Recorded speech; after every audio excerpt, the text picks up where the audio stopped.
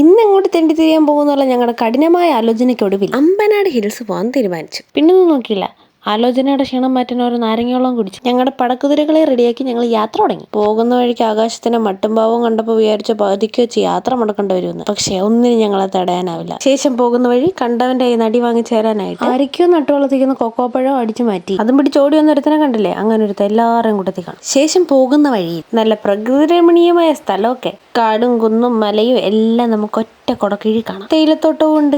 ഇതിനേക്കാളൊക്കെ എനിക്ക് ഏറ്റവും ഇഷ്ടപ്പെട്ടത് തണ്ട് ഈ വെള്ളച്ചാട്ടം, ഏസ്തെറ്റിക് ഫോട്ടോ എടുക്കാൻ. പിന്നെ താഴേന്ന് പറിച്ചോണ്ടുന്ന കൊക്കോപ്പഴം ഞങ്ങൾ ഇവിടെ വെച്ച് ആരും അറിയാത്തത്. അത് കഴിഞ്ഞ് മുന്നോട്ട് എപ്പോഴും പറഞ്ഞു ഇതല്ല അമ്പനാട്, ഈ ഗേറ്റ് കഴിയുന്ന അമ്പനാടെന്ന്. ഞങ്ങൾ ഇന്നപ്പോഴേക്കും 4:30 കഴിഞ്ഞു. കയറ്റി വിടത്തില്ലെന്ന് പറഞ്ഞതാ, പിന്നെ എന്തൊക്കെയാ പറഞ്ഞപ്പോൾ കയറ്റി വിട്ടു.